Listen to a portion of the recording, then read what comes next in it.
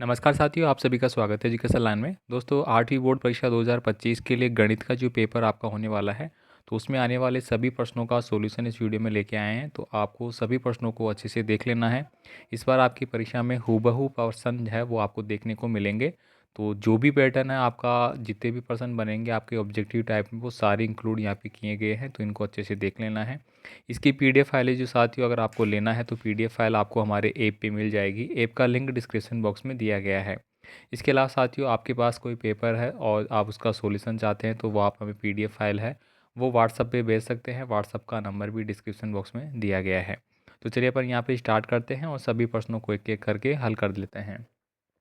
पहला प्रश्न देखिए साथियों, आपसे पूछा गया है यहाँ पे 1/4 और 1/2 को मान आपको पूछा है, मतलब दोनों को ऐड करना है। तो ये 1/4 प्लस 1/2 हो गया। अगर अपन इसका एलसीएम लेंगे तो क्या आ जाएगा, मेरा 4 आ जाएगा। 4 इसलिए आ गया कि 4 में 4 का भाग भी जाता है और 2 का भी जाता है। तो यहाँ पे तो 1 आ जाएगा, यहाँ पे 2 आ जाएगा। तो इस प्रकार से 3/4 है वो सही आंसर होगा, जो कि ऑप्शन नंबर बी में दिया गया है। साथियों ये पीडीएफ फाइल भी आपको एज इट इज़ सॉल्यूशन के साथ ऐप पे मिल जाएगी, कक्षा 8वीं के फोल्डर में। तो वहाँ से आप इसको पढ़ सकते हैं। अगला देखिए, यहाँ पे प्रश्न नंबर 2 में आपको एक्स का मान पूछा गया है। तो यहाँ पे कह रहा है एक्स का मान आपको बताना है, ठीक है। तो देखिए यहाँ पे दिया गया है एक्स प्लस 6 बराबर आपको 21 दिया गया है। एक्स का मान निकालने के लिए 21 तो ऐसे कैसे रहेगा, ये जो प्लस का 6 है ये इधर जाके माइनस का 6 हो जाएगा। अब 21 में से 6 चले जाएंगे तो मेरे 15 बच गए। तो एक्स का मान कितना आ गया, 15। तो यहाँ पे मेरा ऑप्शन नंबर जो बी है वो सही आंसर होता है। नेक्स्ट देखिए, चतुर्भुज के चारों कोणों का योग होता है। साथ ही ये चतुर्भुज मान के चलिए, ये कोई आपका चतुर्भुज है और चतुर्भुज के जो ये चारों कोण होते हैं इनका मान आपसे पूछा गया है। तो इनका मान है वो 360 डिग्री होता है। तो ये तो आपको रट लेना है, याद रखना है। चतुर्भुज के चारों कोणों का योग है वो कितना होता है, 360 डिग्री का होते हैं। और चतुर्भुज के जो विकर्ण है, ये अगर विकर्ण की बात करें, इस प्रकार से जो विकर्ण है वो जो है वो आपको क्या करेंगे, चतुर्भुज को दो बराबर भागों में बांटते हैं, ठीक है। नेक्स्ट देखिए, संख्या 81 का वर्गमूल आपसे पूछा गया है। तो देखिए, एक तो आपको पूछा जाता है 81 का वर्ग बताइए और एक होता है मूल बताइए, ठीक। तो एक तो होता है वर्ग और एक वर्गमूल। तो मूल में कभी भी जो आपसे प्रश्न पूछा जाता है उसमें आपको छोटा आंसर होगा यहाँ पे जो भी पूछा जाएगा। तो देखिए यहाँ पे 9 को मैं अगर 9 से गुणा करता हूँ तो 81 आता है। तो ये इसका मूल हो गया, ठीक है। मूल का मतलब क्या हो गया, इसकी अगर मैं बात करूँ तो वास्तविक जो संख्या है, जो मूल संख्या है, वो यहाँ पे ये वाली हो गई 9 वाली। अगला देखिए, यहाँ पे संख्या 125 का घन मूल क्या होगा। तो देखिए 125 का घन, आपको क्या पूछा है, घन। घन का मतलब क्या हो गया कि कोई भी जो संख्या है वो 3 बार गुणा हुई है तब जाके वो बन के आई है। तो यहाँ पे देखिए 5 को अगर मैं 5 को 3 बार गुणा करता हूँ तो बचा 25 और 25 पंजे 125। तो ये 3 बार गुणा होगा 5 तब जाके 125 आएगा। इसका मतलब ये इसका घनमूल बन रहा है। तो यहाँ पे ऑप्शन नंबर सी सही आंसर होगा। आगे देखिए, यहाँ पे यदि x का मान 75% है, सॉरी x का 75% 300 है, तो x का मान हमें याद करना है। तो इजीली आप कर पाएंगे। यहाँ पे आपको दिया गया है 75%, ठीक है। तो 75% का मतलब होता है 75/100। इसका बराबर में दिया गया है आपको 300, ठीक है। अब देखिए 300 आपको बराबर में दिया गया है। अब इसको हम काट लेते हैं। 25 से काटा, 25 थी 75 और 25 चौक 100। 3 से काटूंगा तो इधर भी कट गया 3 और इधर भी कट गया। क्यों, क्योंकि ये दोनों बराबर में हैं और यहाँ एक बच गया और ये आपस में दो जीरो ऐसे कैसे लगा लिया। अब 4 को इससे मैं गुणा करूँगा क्योंकि ये ऊपर नीचे क्रॉस में है। क्रॉस में होती है कोई भी संख्या है तो आपस में गुणा होती है। तो ये कितना आ गया, 400 हो गया। तो यहाँ पे कितना बन गया, ये x का मान 400। तो देखिए ऑप्शन नंबर डी है वो सही आंसर होता है। नेक्स्ट देखिए, यहाँ पे व्यंजक आपको दिया गया है 2 और x की पावर 0 और y की पावर 0 माइनस 5 x की पावर 0 की घात है वह होगी। तो यहाँ पे घात पूछी गई है साथियों। तो यहाँ पे घात है वो आपको बतानी है कि कितनी घात है। यहाँ पे टोटल 2 घात मेरी बनती है। तो ये मेरा सही आंसर हो जाता है।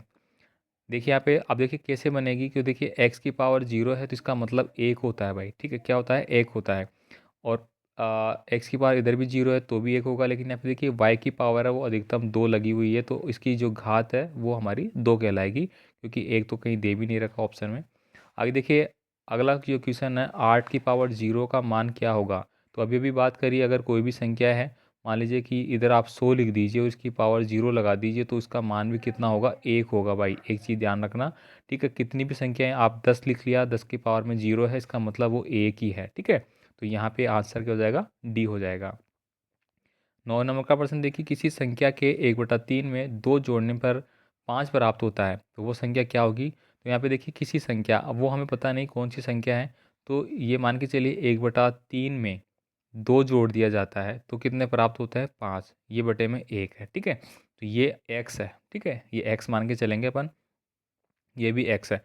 अब यहाँ पे लघुत्तम में कितना आ गया मेरा? 3 आ गया, और यहाँ पे क्या बच गया? x बच गया, और यहाँ पे 3 दूनी 6x बच गया, और यहाँ पे कितना आ गया? 5 आ गया, ठीक है। तो इस यहाँ पे कितना हो गया? 6 1 7x बच गया, और यहाँ पे 3 पंजो 15 बच गए, ठीक है। कितने बच गए? 3 पंजो 15 बच गए मेरे, ठीक है। और यहाँ पे थोड़ा सा एक बार दोबारा से चेक करता हूँ। तो यहाँ पे देखिए साथियों, एक बार लिखने में थोड़ा गलती हो गया था। यहाँ पे देखिए किसी संख्या के 1/3 में, मतलब कोई संख्या है x/3, उसमें अपन ने 2 जोड़ा, तो 2 जोड़ेंगे तो एक नीचे आएगा, ऊपर उस समय मैंने 2 लिख लिया डायरेक्ट, और बराबर में 5 दिया गया है। इनका एलसीएम 3 आ गया, यहाँ पे 1 बचेगा, और यहाँ पे 3 दूनी 6 बचेंगे, और यहाँ पे कितना हो गया? 3 को इससे गुणा करूँगा 5 से, तो डायरेक्ट 15 लिख दूंगा मैं, ठीक है। अब देखिए यहाँ पे x का मान हमें निकालना है, तो यहाँ पे 15 में से अगर 6 जाएंगे तो 9 बच जाएंगे मेरे, ठीक है। तो यहाँ पे कितना आ जाएगा? मेरा आंसर ए आ जाएगा, 9 वाला। आगे देखिए यहाँ पे समीकरण आपको दिया गया है 2x - 7 = 9 में x का मान निकालना है। तो ये आपको दिया गया है 2x - 7 = 9। 2x ऐसे कैसे रहेगा मेरा? उधर 9 भी ऐसे रहेगा, लेकिन ये माइनस का है वो इधर जाके प्लस का हो जाएगा 7, ठीक है। और 2x ऐसे कैसे रहेगा मेरा? और ये कितने हो गए? 9 7 16 हो गए मेरे, ठीक है। अब 2 का भाग दूंगा मैं 16 में, तो 8 बार गया, तो x का मान कितना आ गया? 8। तो यहाँ पे ऑप्शन नंबर बी आपको टिक करना है। साथियों, एग्जाम में आपको इसी प्रकार के प्रश्न पूछे जाएंगे और ऐसे आपको हल करना है। नेक्स्ट देखिए यहाँ पे 1/b का योज्य प्रतिलोम आपसे पूछा गया है। तो योज्य का मतलब क्या होता है? उल्टा, ठीक है। योज्य प्रतिलोम क्या होगा? उल्टा हो जाएगा, यानी कि यहाँ पे अगर ये प्लस की संख्या है 1/b, तो यहाँ पे क्या आ जाएगी? माइनस की a/b हो जाएगी, तो ये आपका उल्टा बन गया। इससे क्या पे अगला प्रश्न है, ऐसा समांतर चतुर्भुज जिसकी चारों भुजाओं के बराबर होने पर वह क्या कहलाएगा? तो वो कहलाएगा हमारा समचतुर्भुज। क्या कहलाएगा भाई? समचतुर्भुज। इससे क्या पे अगला है, चतुर्भुज के आमने सामने बिंदुओं को मिलाने वाली रेखा को कहते हैं, तो उसको अपन विकर्ण कहते हैं। मान लीजिए इस प्रकार से आपका कोई आपने चतुर्भुज बनाया, ठीक है, इस प्रकार से आपने कोई चतुर्भुज बनाया, तो इसको आमने सामने ये जो रेखा है मिला रही है, इसको अपन क्या बोलते हैं? विकर्ण बोलते हैं। नेक्स्ट देखिए 5/13 का गुणात्मक प्रतिलोम क्या होगा? तो गुणात्मक प्रतिलोम में क्या होता है? उल्टा हो जाता है, ठीक है। 5/13 जो आपको दिया गया है वो 13/5 हो जाएगा। नेक्स्ट देखिए यहाँ पे अगला है 3x = 21 में x का मान है वो क्या होगा? तो यहाँ पे देखिए x = 21, और 3 जो है वो मैं बटे में ले जाऊँगा इधर, ठीक है। तो 3 को भाग करूँगा तो 7 आ गया, तो x का मान कितना आ गया? 7 आ गया, 7 आंसर होगा। निम्नलिखित विकल्पों में से द्विपदीय जो बीजीय व्यंजक है वो बताना होगा, जिसमें द्विपद आपको दिया गया है। तो यहाँ पे देखिए y - y² ये आपका द्विपद हो जाएगा। नेक्स्ट देखिए यहाँ पे अगला है 3/7 × 4/3 का मान क्या होगा? तो देखिए 3/7 × 4/3, 3 को 3 से काट दिया, ठीक है, क्योंकि ये गुणा में है आपस में, तो कितना बच गया? 4/7 बच गया। या तो ये आंसर कर सकते हैं, 4/7 नहीं है तो फिर हमें क्या करना होगा? तो पूरे को मल्टीप्लाई करना होगा। तो इसको क्या किया? 4 3 12 और 3 7 21, तो 12/21 आपको दिया गया है, तो ये आंसर हो गया, ठीक है। अगर इसको काट के आंसर दे रखा है तो वो भी आपको पता होना चाहिए। देखिए यदि समीकरण x/3 + 13 = 33 हो तो x का मान हमें ज्ञात करना है। तो देखिए यहाँ पे x/3 + 13/1 हो जाएगा, और इधर है 33, ठीक है। अब यहाँ पे देखिए 3 ऐसे कैसे आ जाएगा मेरा, और यहाँ पे x आ जाएगा, और यहाँ पे 3 और 33 39 आ जाएगा, और बराबर में मेरे 33 दिए गए हैं। अब 33 को 3 से गुणा करूँगा तो मेरे 99 हो जाएंगे, जिसको मैं 99 लिख लेता हूँ, ठीक है। अब देखिए यहाँ पे x, और ये इधर 39 है, वो उधर जाके माइनस के बनेंगे, तो अगली स्टेप में क्या हो जाएगा मेरा? x के बराबर में क्या आ जाएगा यहाँ पे? 99 - 39, ठीक है। अब इसमें से ये माइनस करूँगा मैं, तो माइनस करूँगा तो कितने बच गए मेरे? 60 बच गए मेरे, ठीक है। तो यहाँ पे x का मान क्या आ गया? 60। तो यहाँ पे देखिए ऑप्शन नंबर जो बी में है वो हमारा सही आंसर होता है। आयत के विकर्ण होते हैं, तो अभी अभी ये प्रश्न आया था, तो आयत के विकर्ण वो बराबर होते हैं। नेक्स्ट देखिए यहाँ पे अगला है, यदि एक वर्ग की भुजा 6 सेंटीमीटर है तो उसका क्षेत्रफल क्या होगा? तो देखिए वर्ग है कोई, ये मान लीजिए वर्ग है। अब वर्ग की जो भुजा है ये 6 सेंटीमीटर है, तो वर्ग की प्रत्येक भुजा है वो बराबर होती है, और इसका क्षेत्रफल क्या होता है? भुजा स्क्वायर। तो एक भुजा अगर 6 है तो 6 का स्क्वायर करूँगा तो कितने बन गए मेरे? 36। तो 36 मेरा सही आंसर आ जाएगा, ठीक है। अगला देखिए यहाँ पे 3600 में से किस छोटी से छोटी संख्या से भाग करें कि भागफल पूर्ण घन हो। दोस्तों इसको आप भाग विधि से आप याद कर सकते हैं। तो यहाँ पे हो जाएगा मेरा 450। बाकी छोटी छोटी संख्या से भागफल पूछ रहा है, यहाँ पे वर्गमूल क्या बनेगा, तो इसका आप एलसीएम लेके चेक कर सकते हैं, यानी कि इसका गुणनखंड करेंगे आप। देखिए व्यंजक a² + b है, तो दोस्तों ये क्या हो जाएगा, द्विपदीय व्यंजक है मेरा। कौन सा पद है, द्विपदीय व्यंजक। अगर देखिए यदि किसी वस्तु का अंकित मूल्य है वो 80 रुपये है और इसे 76 रुपये में बाजार में बेचा जाता है, तो बट्टे की दर क्या होगी। तो यहाँ पे देखिए क्या कह रहा है, अंकित मूल्य कितना है इसका, 80 रुपये है और इसे 76 रुपये में बाजार में बेच दिया गया है। मतलब इन दोनों का अंतर है वो कितने हो गया भाई, 80 और 76 में 4 का अंतर हो गया मेरा। ठीक है, ठीक है, कितना का अंतर हो गया, 4 का अंतर हो गया। अब ये 4 का जो अंतर है वो 100% के बराबर है एक प्रकार से। ठीक है, तो यहाँ पे पूछ रहा है कि बट्टे की दर क्या होगी। ठीक है, तो बट्टा हमेशा निकलता है किस पे, हमारा अंकित मूल्य पे निकलता है। ठीक है, तो ये इस प्रकार से आप करेंगे इसको। तो यहाँ पे देखिए 4 का इस पर डिफरेंट आ रहा है। ठीक है, और टोटल जो परसेंट है मेरा 100 है। अगर मैं इसको 80 से मल्टीप्लाई करता हूँ तो 0 से 0 कट गया यहाँ पे। ठीक है, और 416 बच गए यहाँ पे। और 1 मिनट सॉरी, ये उल्टा क्रॉस गुणा करना है मेरे को ऊपर वाला। तो यहाँ पे साथियों आपको क्या करना है, देखिए ये कह रहा है कि 80 रुपये अंकित मूल्य है उसका, मतलब जो अंकित मूल्य है वो 100% के बराबर है टोटल। ठीक है, अब ये इन दोनों के बीच में जो डिफरेंट है, मतलब कम जो पैसों में बेचा है वो 4 में बेचा है। ठीक है, तो 4 रुपये का फ़र्क हो गया इसमें। इस प्रकार से समीकरण बन गया। अब इसको हमने काटा 4 को, तो 4 दूनी 8, ये मेरा 20 बन गया।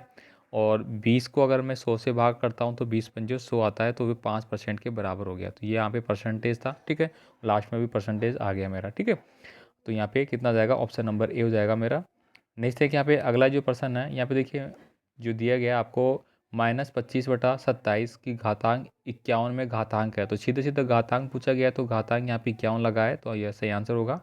देखिए संख्या 144 में वर्गमूल के अंक होंगे, वर्गमूल के अंग होंगे, अंक पूछे गए यहाँ पे।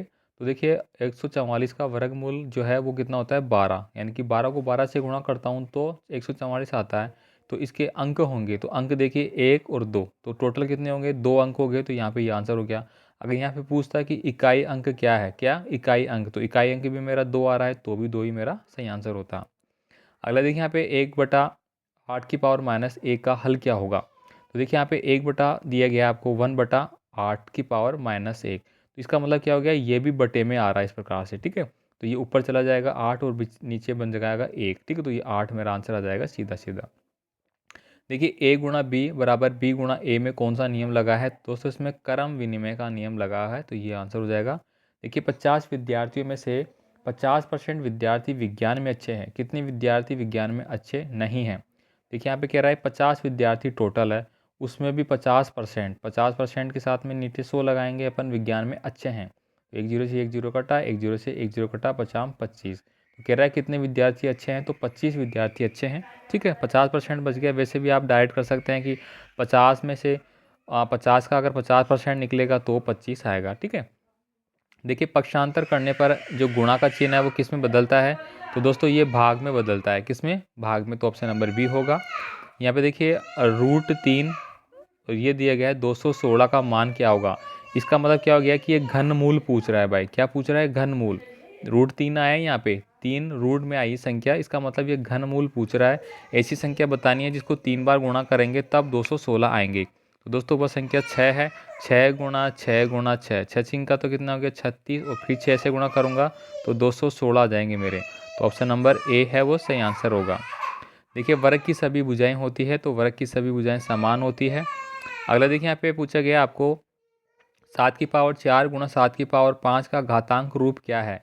तो दोस्तों अगर आधार समान है, देखिए यहाँ पे इस प्रकार से दिया गया है, गुणा में है और ये यहाँ पे है, आधार समान होते हैं तो घातें आपस में जुड़ जाती है।